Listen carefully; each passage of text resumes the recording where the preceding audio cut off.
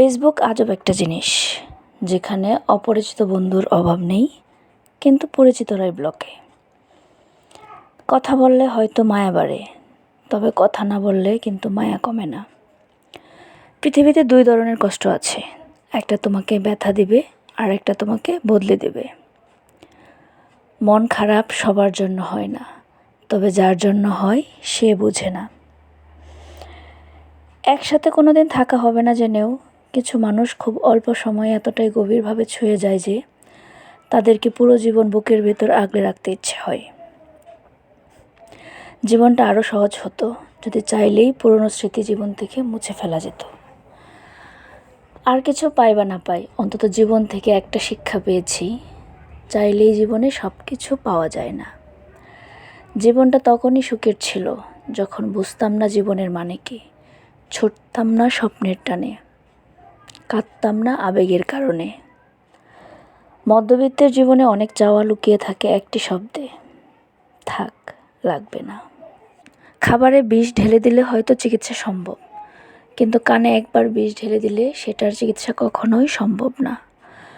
মনের অনুভূতিগুলো জোর করে চাপা দেওয়া গেলেও মাঝে মাঝে চোখের পানি সব গল্প বুঝিয়ে দেয়। কিছু কিছু স্বপ্ন পূরণ হবে না জেনেও কল্পনা করতে ভালো লাগে। চোখের পানি ঝরানোর মতো অনেক মানুষ পেয়েছি, আজ পর্যন্ত চোখের পানি মুছে দেওয়ার মতো কোনো মানুষ পাইনি। কাউকে মিস করা কতটা যন্ত্রণাদায়ক একমাত্র সেই বুঝে, যে প্রতিনিয়ত প্রতিটা মুহূর্ত তার প্রিয়জনকে মিস করে। জীবনটা মাটির প্রদীপের মতো, তেল শেষ তো খেল শেষ।